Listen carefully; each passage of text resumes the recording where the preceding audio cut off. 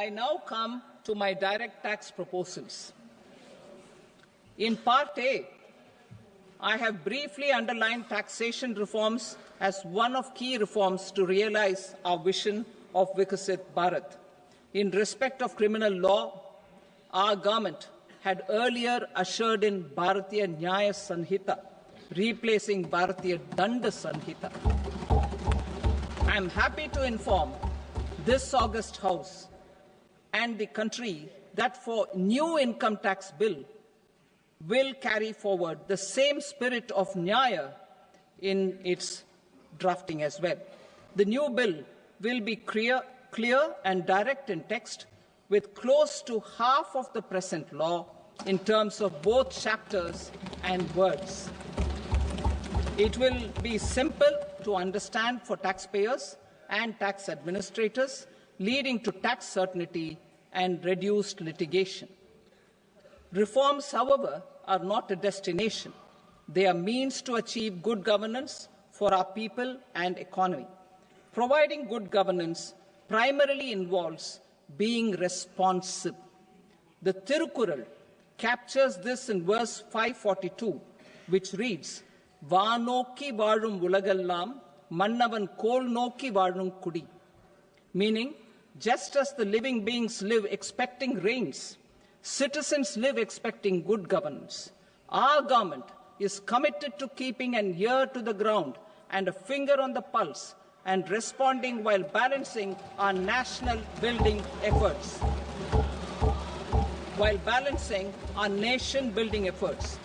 The following measures will detail just how our government will, under the guidance of PM Modi, has taken steps to understand and address.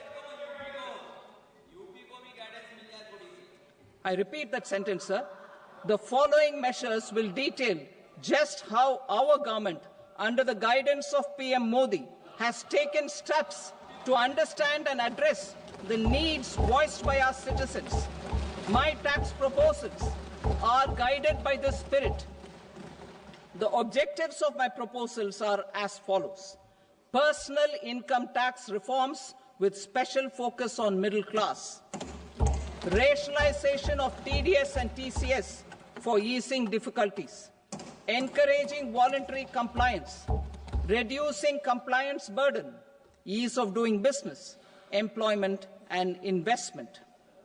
I will come to my proposal on personal income tax towards the end. TDS and TCS, rationalization for easing difficulties. I propose to rationalize tax deduction at source, TDS, by reducing the number of rates and thresholds above which TDS is deducted. Further, threshold amounts for tax deduction will be increased for better clarity and uniformity. The limit for tax deduction on interest for senior citizens is being doubled from the present 50,000 rupees to 1 lakh rupees. Similarly, the annual limit of 2.40 lakh rupees for TDS on rent is being increased to 6 lakh rupees. This will reduce the number of transactions liable to TDS, thus benefiting small taxpayers receiving small payments. The threshold to collect tax at source, the TCS, on remittances under RBI's liberalized remittance scheme, the LRS, is proposed to be increased from 7 lakh to 10 lakhs. I also propose to remove TCS on remittances for education purposes, where such remittances is out of a loan taken from a specified financial institution. Both TDS and TCS are being applied on any transaction related to sale of goods. To prevent such compliance difficulties, I propose to omit the TCS. I also propose that the provisions of the higher TDS deduction will now apply only in non-PAN cases. In July 2024, the delay for payment of TDS up to the due date of filing statement was decriminalized. I propose to provide the same relaxation to to TCS provisions as well. The government under the leadership of Prime Minister Modi believes in Sabka Saath, Sabka Vikas, Sabka Vishwas and Sabka Prayas. In line with this, we brought in updated return facility in 2022 for voluntary compliance by taxpayers who had omitted to report their correct income. Our trust in taxpayers was proved right. Nearly 90 lakh taxpayers voluntarily updated their incomes by paying additional tax. Taking this trust further, I now propose to extend the time limit to file updated returns for any assessment year from the current limit of 2 years to 4 years. I propose to reduce the compliance burden for small charitable trusts and institutions by increasing their period of registration from 5 years to 10 years. It is also proposed that disproportionate consequences do not arise for minor defaults such as incomplete applications filed by charitable entities. Presently, taxpayers can claim the annual value of self-occupied properties as nil only on the fulfillment of certain conditions. Considering the difficulties faced by taxpayers, it is proposed to allow the benefit of 2 such self-occupied properties without any condition. To streamline the process of transfer pricing and to provide an alternative to yearly examination, I propose to introduce a scheme for determining arm's length price of international transaction for a block period of 3 years. This will be in line with global best practices. With a view to reduce litigation and provide certainty in international taxation, the scope of safe harbor rules is being expanded. A number of senior and very senior citizens have very old national savings schemes accounts. As interest is no longer payable on such accounts, I propose to exempt withdrawals made from NSS by individuals on or after 29th August 2024. I am also proposing to allow similar treatment to NPS Vatsalya accounts as is available to normal NPS accounts subject to overall limits. In my speech in July 2024, I had promised that all processes, including giving effect to appellate orders, shall be digitalized and made paperless over the next 2 years. So I'm happy to announce that digitalization is being made operational now.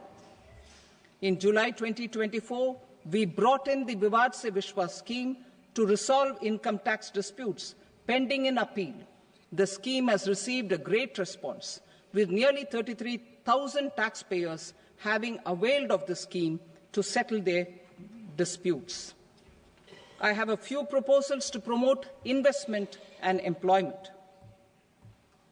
It is proposed to provide a presumptive taxation regime for non-residents who provide services to a resident company that is establishing or operating an electronics manufacturing facility.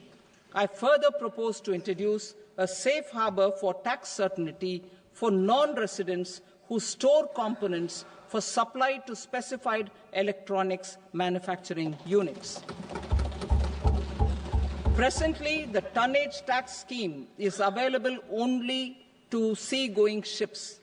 The benefits of existing tonnage tax scheme are proposed to be extended to inland vessels registered under the Indian Vessels Act 2021 to promote inland water transport in the country.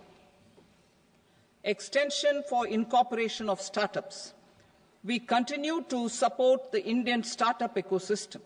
I propose to extend the period of incorporation by 5 years to allow the benefit available to startups which are incorporated before 1/4/2030. In order to attract and promote additional activities in the IFSC, I am inter alia proposing specific benefits to ship leasing units, insurance offices, and treasury centers of global companies which are set up in IFSC. Further, to claim benefits, the cut-off date for commencement in IFSC has also been extended by 5 years to 31/3/2030. Category 1 and Category 2 AIFs are undertaking investments in infrastructure and other such sectors. I propose to provide certainty of taxation to these entities on the gains from securities, to promote funding from sovereign wealth funds and pension funds to the infrastructure sector. I propose to extend the date of making an investment by 5 more years up to 31st March 2030.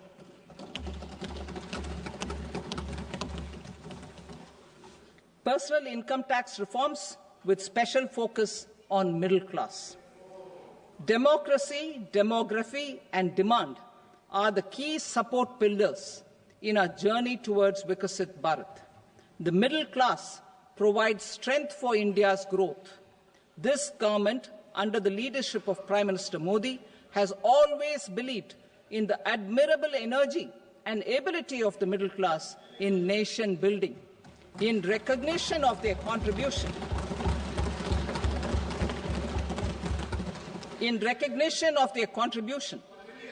we have periodically reduced their tax burden.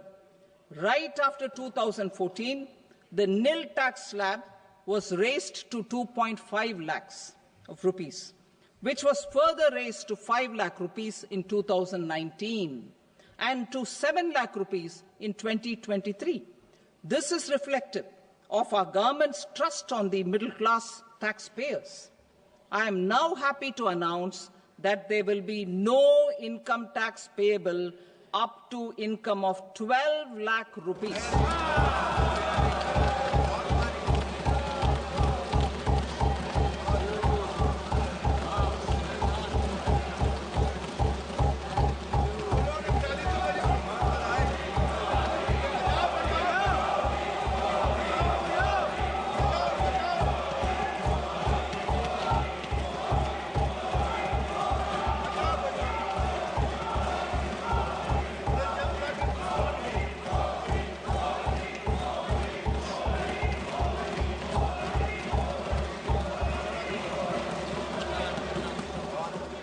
So, average income of 1 lakh per month, other than the special rate income such as capital gains, under the new regime. This limit will be 12.75 lakh for salaried taxpayers due to the standard deduction of 75,000. Slabs and rates are being changed across the board to benefit all taxpayers. The new structure will substantially reduce the taxes of the middle class and leave more money in their hands, boosting household consumption, savings, and investment. In the new tax regime, I propose to revise tax rate structures as follows: 0 to 4 lakh rupees nil, 4.8 lakh rupees to 4 to 8 lakh rupees 5%, 8 to 12 lakh rupees 10%, 12 to 16 lakh rupees 15%, 16 to 20 lakh rupees 20%, 20 to 24 lakh rupees 25%, and above 24 lakh rupees 30%. To taxpayers up to 12 lakh of normal income, other than special rate income such as capital gains. I read that again. To taxpayers up to 12 lakh of income, other than special rate income such as capital gains, tax rebate is being provided in addition to the benefit due to slab rate reduction in such a manner that there is no tax payable by them. The total tax benefit of slab rate changes and rebate at different income levels can be illustrated with a few examples. A taxpayer in the new regime with an income of 12 lakh rupees will get a benefit of 80,000 rupees in tax, which is 100% of tax payable as per the existing rates. A person having income A person having income of 18 lakh rupees will get a benefit of 70,000 rupees in tax. That is 30% of tax payable as per existing rates. A person with an income of 25 lakh gets a benefit of 1,10,000 rupees, that is 25% of his tax payable as per existing rates. Details of my tax proposals are given in the annexure. As a result of these proposals, Honourable Speaker, sir, revenue of about 1 lakh crore in direct taxes and 2,600 crores in indirect taxes will be foregone. Mr. Speaker, sir, with this, I commend the budget to this august House.